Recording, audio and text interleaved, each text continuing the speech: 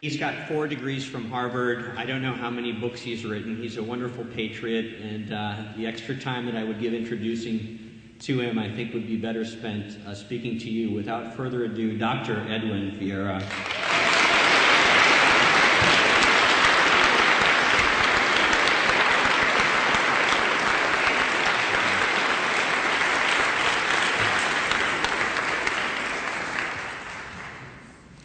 Thank you, Tommy. Ladies and gentlemen, I'm rather humbled to be in this presence, not only in the presence of you, but of course in the presence of the spirits of the patriots who are with us today, one can be assured. Okay. Thank you. That's much better. Okay. We gather here today not just to celebrate in rhetoric a remarkable event from America's past. The original Boston Tea Party on the 16th of December, 1773, was not simply a colorful episode that transpired more than 2 centuries ago under circumstances that are no longer relevant to modern Americans' lives and liberties. To the contrary, its history provides a lesson we must relearn in our own time and lays a path from oppression to freedom that we must follow in the near future for our country's salvation. Through the Boston Tea Party, colonial Americans emphasized in deeds certain truths of political philosophy and political science that retain perennial significance and applicability. Fundamentally, the Boston Tea Party was about the 2 greatest powers of government, in particular the power of the purse and the power of the sword, and who should control, exercise, and benefit from those powers. It demonstrated that the power of the purse can be controlled only by the power of the sword, and that the power of the sword must always remain in we the people's hands and theirs alone. In the colonies, separation of the power of the purse manifested itself in the form of taxation, a form that Parliament employed and which the colonists condemned as taxation without representation. Now, the key term here is not taxation, it is without representation. Taxation without representation allows for, facilitates, and encourages redistribution of wealth from those individuals who are not represented to those who are, thus serving special interests and factions rather than the people as a whole. Moreover, taxation without representation exists not only when some individuals are openly disenfranchised. In contemporary America especially, it typically involves false representatives who disregard, neglect, and even knowingly and intentionally betray their constituents' interests. The Stamp Act in 1765 and the Townshend Act in 1767 embodied taxation without representation, pure and simple. Parliament enacted those statutes for the purpose of raising revenue through exactions imposed on the colonists, but without political participation on their part. The Tea Act of 1773 went further by using taxation without representation to create a profitable monopoly for the East India Company. The East India Company was an imperial establishment designed to extend throughout the world the power of the British oligarchy of high finance. Today it would be recognized as an agent of economic globalization, worked in aid of political globalization. By the Tea Act, Parliament licensed the East India Company to import tea into the colonies free of British customs and duties, which enabled the company to dump its product in America at prices that undercut colonial merchants, thus increasing the company's profits to the special benefits of its stockholders, which included King George III himself. This was taxation without representation that ironically lowered taxes for a few favored friends of the British financial oligarchy, thereby enabling them to loot the far greater number of Americans who were politically unrepresented but economically subject to the company's monopoly. Well, of course, the colonists considered it intolerable for Parliament to subsidize a politically influential transnational corporation at the expense but without the consent of American merchants and consumers.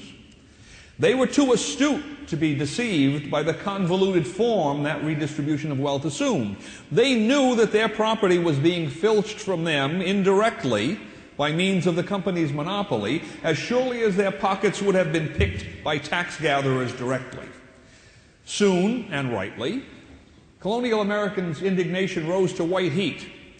"Are we to be given up to the disposal of the East India Company?" asked an anonymous editorialist in a newsletter aptly entitled "The Alarm." Their conduct in Asia has proven, this writer warned, how little they regard the laws of nations, the rights, liberties, or lives of men. They have levied war, excited rebellions, dethroned lawful princes, and sacrificed millions for the sake of gain. The revenues of mighty kingdoms have centered in their coffers. And these not being sufficient to glut their avarice, they have, by the most unparalleled barbarities, extortions, and monopolies, stripped the miserable inhabitants of their property and reduced whole provinces to indigence and ruin. Well, finally, public disgust fathered, as it always must, direct action. Over protests from patriots, Massachusetts Governor Thomas Hutchinson had taken a hard line and ordered the East India Company's tea to be unloaded at Boston from 3 of the company's ships. When the final word of this official intransigence reached a mass assembly at Old South Meeting House, Samuel Adams announced that this meeting can do nothing more to save the country. And that was the signal for patriots disguised as Mohawk and Narragansett Indians to take into their own hands the power of the sword, to march to Griffin's Wharf and forcibly remove the tea from the ship's hold and cast it into Boston Harbor. Adams was prescient. After the Tea Party, mere meetings among patriots could do nothing more to save the country, for Parliament enacted the Coercive Acts. With closure of the port of Boston and the appointment of General Thomas Gage as military governor, the British version of Homeland Security based on martial law descended upon Massachusetts with a vengeance. In short order, though, the steps that Gage then took to disarm the colonists led to Lexington and Concord. Thus, the 16th of December, 1773 is one of the 3 greatest dates in the history of America's struggle for independence and liberty, along with the 9th of June, 1772, the burning of the British revenue schooner Gaspee at Namquit Point off Narragansett Bay, and 19 April 1775, the shot heard round the world. And what do all of them have in common? Each proved that ultimately the only way to gain and hold the power of the purse is with the power of the sword. The preservation of one's property as well as his life and liberty requires not only eternal vigilance, but the willingness and the ability to take immediate defensive action when dialogue and deterrence fail to fend off aspiring usurpers and tyrants. Today, Americans find themselves confronted by a problem analogous to, but far worse than the one that vexed our colonial ancestors. America suffers from pervasive taxation without representation that operates through a monopoly more far-reaching, dangerous, destructive, and vicious than the East India Company. This monopoly is called the Federal Reserve System. It includes not only the actual banking cartel, but also all of the parasitic, non-American, un-American, and even anti-American institutions, enterprises, and individuals, public and private, domestic and foreign, allied with and fattening off of it at common Americans' expense.